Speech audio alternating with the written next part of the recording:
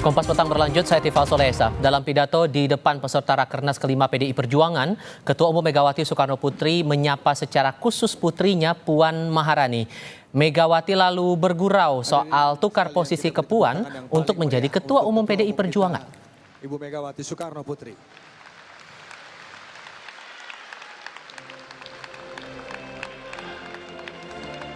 Mbak Puan, saya bilang pada Mbak Puan sebagai Ketua DPR, wah pergi ke luar negeri terus. Tapi itu kerja loh, bukannya jadi turis. Jadi saya kalau beliau pamit kemarin ikut di Bali, lalu kapan itu ke Meksiko. Jadi terus saya bilang gantianlah sama saya deh yang jadi anggota ketua DPR, kamu yang jadi ketua umum.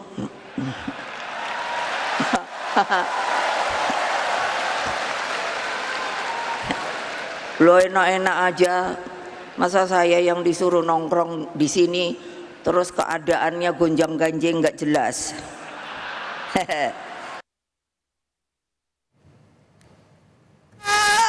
Berbeda dengan Presiden Joko Widodo yang tidak hadir karena tidak diundang, sejumlah Menteri Kabinet Pemerintahan hadir ke Rakernas PDI Perjuangan di Ancol, Jakarta Utara. Ketua Umum PDI Perjuangan Megawati Soekarno Putri menyebut satu persatu nama menteri yang hadir, yakni Menparekraf Sandiaga Uno dan menteri dari PDI Perjuangan seperti Menteri Koperasi dan UKM Teten Mas Duki, lalu Sekretaris Kabinet Pramono Anung, kemudian Menteri Sosial Tri Risma Harini, lalu Menteri Pemberdayaan Perempuan dan Perlindungan Anak Bintang Puspayoga, nama lainnya Menpan RB Abdullah Azwar Anas dan Menteri Hukum dan HAM Yasona Lauli.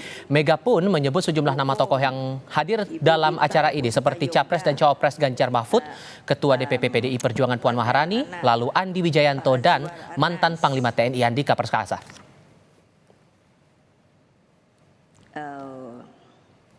Pan RB Hasto. Ketua Steering Komite Rakernas kelima PDI Perjuangan Jarod Saiful Hidayat membeberkan alasan Presiden Joko Widodo dan Wakil Presiden terpilih Gibran Rakabuming Raka tidak diundang ke Rakernas di Ancol hari ini. Kata Jarod, karena melanggar ADART partai sekaligus melanggar konstitusi, maka keduanya bukan lagi bagian dari PDI Perjuangan.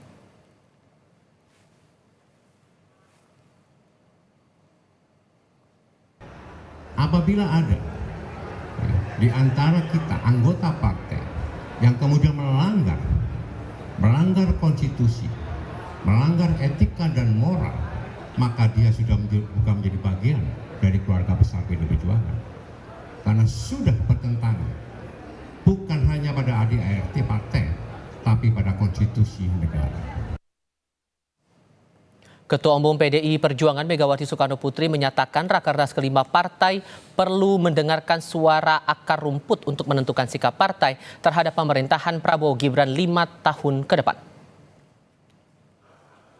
Sikap PDI Perjuangan terhadap pemerintahan ke depan tentu harus dicermati dengan seksama.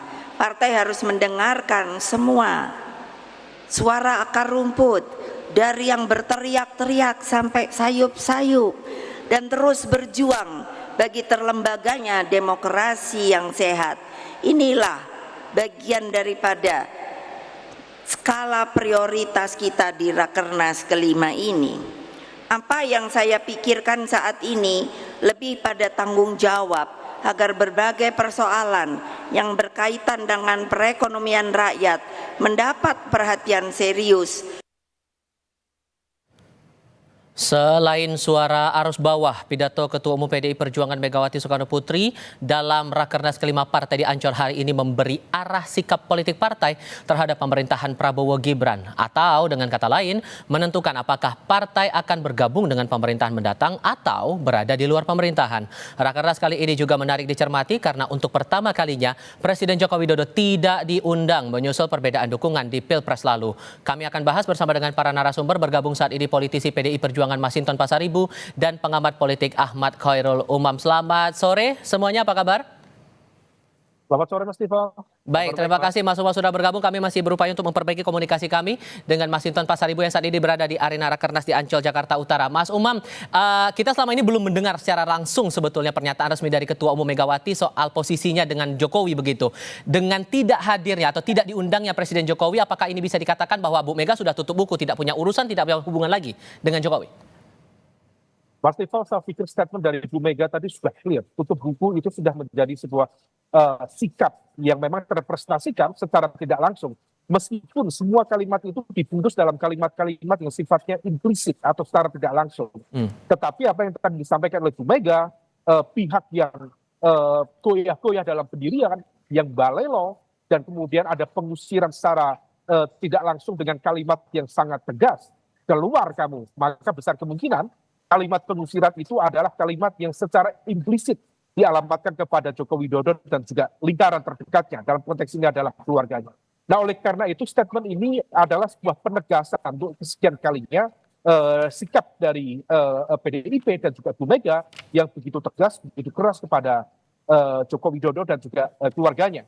Nah, adapun mengapa semua kalimat ini dibungkus dalam statement yang sifatnya implisit, maka besar kemungkinan hal itu disebabkan oleh sikap dari PDIP untuk tidak keluar langsung dari pemerintahan saat ini. Karena bagaimanapun juga tampaknya PDIP masih merasa bahwa dirinya adalah kekuatan politik yang menjadi backbone utama dari kekuasaan yang ada saat ini. Yang memenangkan, yang memberikan political guarantee selama ini untuk menghadirkan pemerintahan.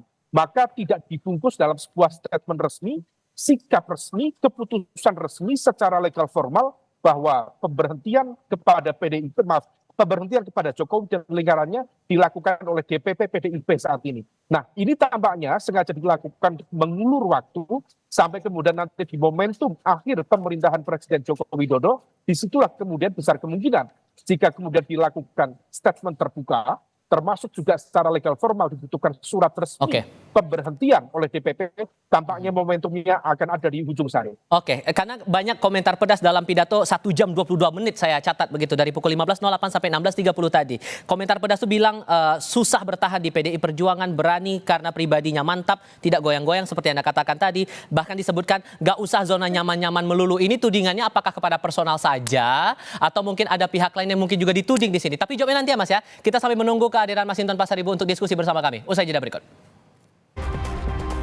Pengamat politik Ahmad Khairul Umam masih bergabung bersama kami lewat sambungan dalam jaringan. Sementara untuk saat ini baru saja bergabung lewat sambungan satelit politisi dari PDI Perjuangan Mas Hinton Pasaribu. Bang Mas Hinton, selamat sore dengan Tifal di studio. Ya, selamat sore Bung Tifal. Untuk Rakernas kali ini kan tidak diundang nih Presiden Jokowi dalam acara kali ini, sehingga bisa dikatakan Bu Mega sudah tidak punya urusan lagi, sudah tutup buku hubungan dengan Pak Joko Widodo?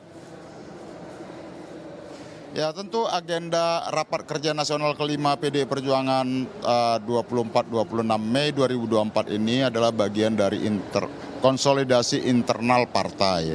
Nah, tentu yang diundang adalah kader-kader yang memiliki kesetiaan terhadap ideologi, memiliki kesetiaan terhadap konstitusi, dan memegang teguh nilai-nilai dan komitmen perjuangan PDI Perjuangan tentunya seperti itu. Nah, bagi kami tentu ya memaknai Rakernas 5 PDI Perjuangan seperti yang disampaikan oleh Ibu Ketua Umum Ibu Hajah Megawati Soekarno Putri, bagaimana semangat dan api perjuangan nan tak kunjung padam, api perjuangan untuk memperjuangkan nyalanya demokrasi sebagai obor yang menerangi rakyat, api perjuangan untuk mewujudkan kesejahteraan buat masyarakat, api perjuangan yang harus terus-menerus ya digaungkan untuk menyalakan demokrasi, menjaga reformasi sejak 98 lalu. Nah, jadi bagi kami adalah momentum Rakernas ini adalah peneguhan komitmen kami tentang nilai-nilai demokrasi, nilai-nilai kerakyatan dan kebangsaan Indonesia. Seperti itu, Bung. Termasuk peneguhan posisi partai nanti di pemerintahan ke depan, apakah akan bekerja sama dalam pemerintahan? Kalau bahasa dari Bu Mega tadi tidak ada istilah oposisi atau koalisi, apakah akan bekerja sama dengan pemerintahan mendatang atau justru akan di luar pemerintahan, Bang Mas Hinton? Ya, tentu menyangkut sikap politik itu nanti akan dibahas dalam rangkaian agenda Rakernas 5 PDI Perjuangan ini. Nah, ada 3 agenda besar. 1, membahas tentang sikap politik PDI Perjuangan. 2, membahas tentang program dan agenda kerakyatan ya yang harus diperjuangkan oleh PDI Perjuangan. Bagaimana tentang kedaulatan energi, kedaulatan pangan, kesehatan, pendidikan, dan lain sebagainya. Itu yang harus diperjuangkan oleh PDI Perjuangan. Kemudian juga menyangkut agenda momentum persiapan pilkada bulan November 2024 nanti. Nah, tentu bagi kami ya 3 agenda itu yang menjadi concern pembahasan dari 5.255 kader dari berbagai penjuru Indonesia ya, pengurus DPP, DPD, kemudian pengurus DPC dan juga praksi PDI Perjuangan di berbagai level DPR RI, DPRD provinsi dan juga DPRD kabupaten kota seluruh Indonesia. Tadi dalam pidato Bu Mega juga sempat berkelakar gantianlah ke Mbak Puan untuk jadi ketua umum PDI Perjuangan. Jangan-jangan ada pembahasan juga nih soal regenerasi ketua umum di Rakernas kali ini. Gimana tuh Bang? Betul nggak? Ya itu sebagai jok beliau lah ya. Gantian deh Ibu Puan jadi ketua umum, saya kata Bu Mega jadi ketua DPR, tapi kan ya Ibu Mega kan ya nggak mungkin sebagai ketua DPR kan begitu, karena beliau bukan anggota DPR RI kan gitu. Ya itu lebih pada jok, artinya juga bahwa partai ya secara organisasi juga menyiapkan proses regenerasi partaian. Tapi itu kan nanti dalam agenda pembahasan Kongres tentunya ya, bukan di forum Rakernas ini seperti itu. Oke, Mas Umam, kalau Anda membaca pernyataan atau pidato dari Bu Mega dalam durasi 1 jam 22 menit itu sudah jelas belum arah partai ini akan kemana nanti dari pemerintahan Prabowo Gibran? Halo Bung Tipa. Mas Tifal, iya. Ya, Mas Umam Terkait dengan silakan. konteks arah partai PDIP, saya pikir sudah sangat clear. Statement dari Bu Mega tadi memberikan catatan yang sangat kritis. Ada cukup banyak hal-hal yang sangat fundamental, terutama terkait dengan praktik kekuasaan saat ini. Bahkan dianggap praktik kekuasaan saat ini dianggap telah mirip atau bahkan memiliki kemiripan dengan praktik-praktik pada era authoritarian. Nah, itulah yang kemudian menjadi gugatan dari Bu Mega.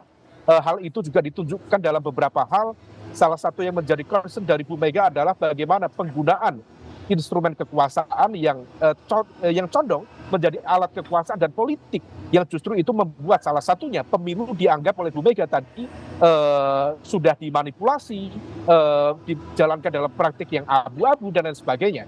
Nah, kalau misal kemudian PDIP dalam konteks ini konsisten terhadap cara pandang Bu Mega ini, maka besar kemungkinan ke depan PDIP akan mengambil sikap oposisi, kecuali kemudian nanti ada manuver dan lain sebagainya.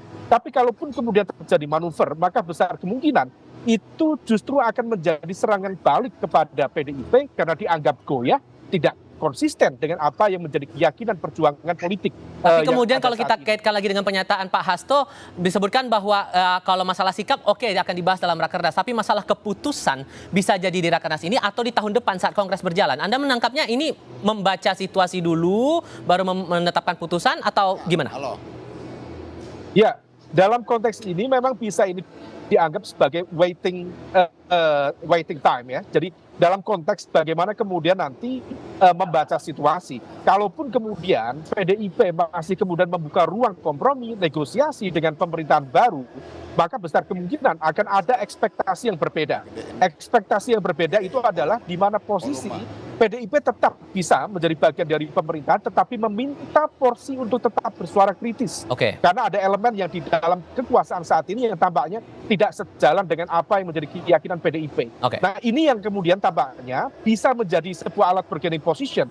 Bisa jadi karena kedekatan Bu Mega dengan Pak Prabowo, maka kemudian bangunan komitmen itu dilakukan di saat yang sama itu akan menjadi alat untuk menggebuk balik Pak Jokowi dan lingkaran terdekatnya. Bang Masinton, tadi ada pandangan dari Mas Umam bahwa kayaknya nih PDI Perjuangan di pemerintahan berikutnya bakal jadi oposisi di luar pemerintahan. Singkat saja, di akar rumput juga permintaannya sama begitu? Ya, nanti itu masih dalam agenda pembahasan ya, tapi intinya adalah bahwa seperti yang disampaikan oleh Bu Megawati, demokrasi itu membutuhkan check and balances. Butuh kontrol, pengawasan. Demokrasi itu adalah bagaimana kita mewujudkan kedaulatan rakyat itu sendiri. Nah, tentu dalam aspek politik itu pun kita tidak boleh melepaskan aspirasi-aspirasi ya atau kehendak-kehendak dari rakyat banyak itu. Seperti itu, Bung. Bang Masinton, terima kasih, kami apresiasi Anda sudah meluangkan waktu bersama kami di agenda Rakernas kali ini, sudah berbincang bersama kami. Mas Umam juga terima kasih sudah hadir dalam diskusi kami kali ini. Selamat sore semuanya. Ya, sama-sama, terima kasih.